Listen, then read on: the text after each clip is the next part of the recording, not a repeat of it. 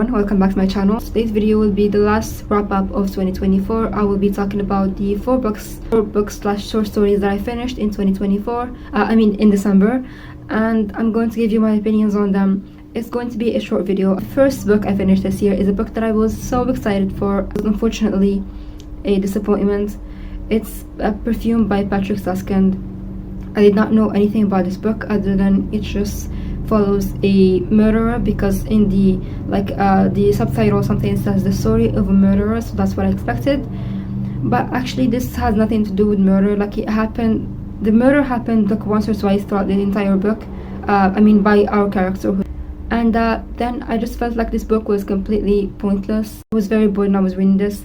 I know that it might be interesting for someone who is interested in perfume and like how perfumes are made, but I'm not personally. Ending as well felt like the author just wanted to do something that is crazy, like unexpected. And obviously it's going to be expected, because who's going to expect that ending? And it was just, I don't know. I know that this book has some meaning behind it, and I'm supposed to think about the meaning and all. But personally, I read books for my enjoyment, and I did not enjoy this one. Although, if you dissect it and see the meaning, maybe it will be enjoyable. Maybe it will be good.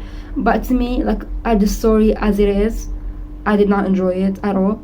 So yeah, that was a book that I've been saving for a long time, and it was kind of disappointing to not like it, because I thought it was going to be a new favorite possibly, but it wasn't.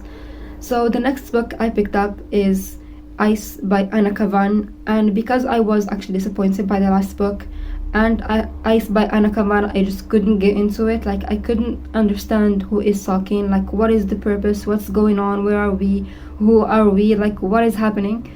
And I just was dreading picking it up, because I felt like when I had free time, I'd rather do something else. I'd rather scroll on TikTok or watch mindless YouTube videos rather than actually reading it. And I felt like it was putting me in a reading slump, not because the book is bad, but just because I personally couldn't get into it. I just could not bring myself to sit down and read it. So I decided to give up on that one, although I kept saying that I'm not going to give up, I'm going to give it more of a chance. But eventually I don't think I should force myself to read something if it's not working right with me. It might have been a favorite if I give it more of a chance.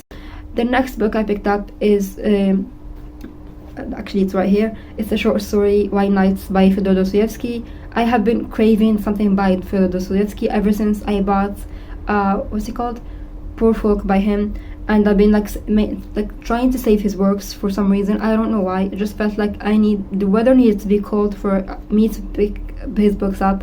I don't know why I always equate Russian literature with cold weather. And so I just kept saving it, and I just thought, well, I just pick it up. It's a short story. I'm already feel like I'm getting into reading slump, but because something up that I'm excited for, and I was really excited for this one, even though it wasn't in my books I want to read by the end of the year. But to be honest, I just ignored that list because I didn't want to force myself to read something. So I picked this one up, I not knowing anything about it, and I really loved it. The writing was so beautiful. I highlighted so many quotes in here. I don't know how to explain it or review it. All I have to say that I really love it, and it's also really short, so there's nothing really I can tell you more about it. Next up, I also picked up another short story. I picked up a lot of short stories this month. Next one I picked up is The Answer Is No by Fredrik Backman. It's a short story that just came out in the 1st of December, I think. And I picked it up not knowing anything about it, just because I love Fredrik Backman's writing. And this basically is about a man who is completely satisfied with his life. He works online, he works remotely from home. He just orders his food and stuff online. He does without interacting with anyone. He plays video games online, so he just does not like interacting with people, and he's completely satisfied with his life. He's very happy, and he doesn't feel like he needs to do anything else. Until one day a frying pan creates a problem for him, and it makes him basically have to interact with people around him, and you see him get out of his shell. And it's a beautiful story, and I really enjoyed all the writing. I do really enjoy Fredrik Backman's writing, and how he criticizes a lot of things, and I just absolutely love that one. Next up, because I was just like fresh off of Frederick Backman's writing, and it was a short story. I wanted something more by him, so I decided to pick up The Winners by him, which is the third book in the Beartown trilogy. And this book was the perfect ending of this year, like perfect ending this year, and the perfect ending of the trilogy, Beartown trilogy. I absolutely love the ending. Like, this was the best book out of the trilogy for me. I know that the way that Frederick Backman writes, kind of like it kind of spoils himself in a way. Like, he would say something like, that would be the last time this person would do that, and then he goes on, and then you will see in the end why it's the last time it happened. So we kind of know that something is going to happen, but still, even though I did know, it was very heartbreaking, like the thing that happened in the end. I don't want to spoil anything because it's the third book in the series. Like, the thing that happened in the end was so heartbreaking, and I think that was the first and only book that actually made me close to Sears in this entire year. So obviously I had to give it 5 stars, and the ending was very bittersweet. Like, the characters, it felt like I have been with them it felt like they are part of my life, the characters, because I've been reading this series. I started it in 2022, I think, or 2021, I'm not sure. It's 2022, I think.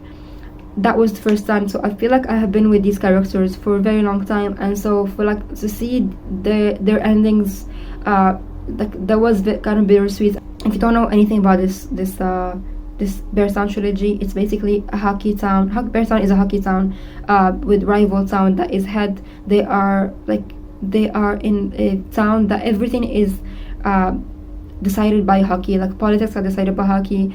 Everything is about hockey in those towns, and something happens in the first book that basically split the town into, for people who are with and people who are against. And you're seeing the characters throughout the entire trilogy, and I feel like the second book was the weakest point, because for me it focused too much on hockey, and although I enjoyed it, I didn't feel like it was what I was looking for. But the third book is definitely the best out of all three. It was 600 pages or 700 pages, and I took my time with it, and I enjoyed it very much. So these are all the 4 books that I finished this month. Not a lot, I know, but I finished 50 books this year, which I'm proud of. So I don't know when I'm going to publish this video, so I will see you in another video very soon, and Happy New Year.